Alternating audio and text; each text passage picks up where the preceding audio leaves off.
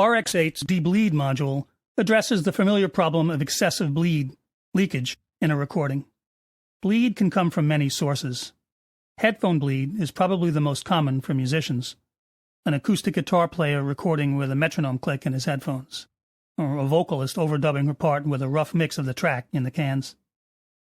If enough care isn't taken to use suitably closed-back phones and to make sure the performer doesn't take off one ear cup, as singers are likely to do, the engineer can end up with that familiar high-pitched leakage that can at times be audible enough to cause problems. Acoustic bleed is also pretty commonplace when there are multiple players in the same room or between different drums in a multi-mic'd drum kit. That's not necessarily a problem, but if the bleed is strong enough, it could get in the way when someone wants to, say, add an effect to a snare drum, only there's too much hi-hat in the snare track, and it picks up the same effect unintentionally. In post-production, an interview or discussion panel with people on separate mics might suffer some unwanted bleed, potentially enough to impact the sound, which may then require gating or editing, a problem if everybody talks over each other. Debleed is intended to address these kinds of problems. To get it to work effectively, you'll need both the track with the unwanted leakage, the active track, as debleed calls it, and the bleed source, the track that contains the primary version of the bleed signal. So, for the acoustic guitar and click scenario, the bleed track would be the click track. For the vocal overdub situation, the bleed track would be a submix of the arrangement, ideally the rough mix that was in use when the vocal was cut. I've imported the two relevant tracks from a song, a vocal overdub with some strong headphone leakage, probably from the singer turning one ear cup around, leaving it open to the air and the mic.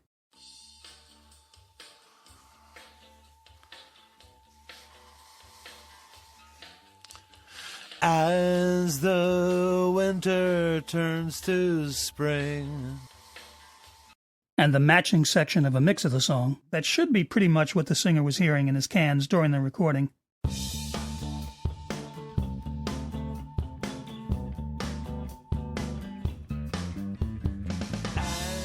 the winter turns to spring.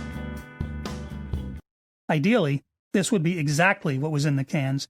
If the unwanted bleed was noticed at the session, it'd be easy enough to use the same rough mix that was just played with the singer. Here I'm reconstructing that rough mix after the fact, but it should be close enough to work. The bleed source track needs to be time-aligned within a few milliseconds to the active track, the one to be processed, to get the most effective bleed reduction. To ensure this, I took the two audio files, the vocal take, which was an overdub that started well into the song, and that same section of the bounced mix, the bleed source, and lined them up in the DAW first, making sure they were in sync, and then bounced that snippet of the mix and dropped the now time-aligned files into RX. Now I can open the debleed module from the module list, and we're ready to proceed. To learn the bleed profile, you have to select the bleed source file here. Debleed then needs to learn the profile of both the active track, the one with the bleed, and the bleed source. Once this is done, then you simply set the bleed reduction strength, and, if necessary, you can add additional artifact smoothing if you hear any watery artifacts.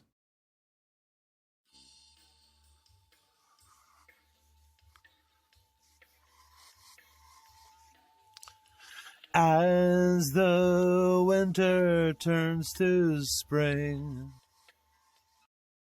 As you can hear, despite the fact that my bleed source was probably not the exact same rough mix of those parts as got picked up in the recording, debleed did a good job of eliminating the offending headphone leakage.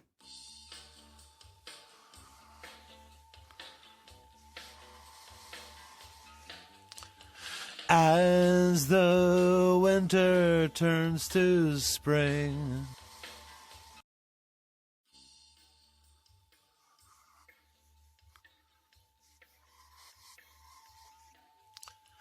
As the winter turns to spring. The next module, Spectral Repair, lets the user take a more active role in isolating unwanted sound via graphic selection in the spectrogram display.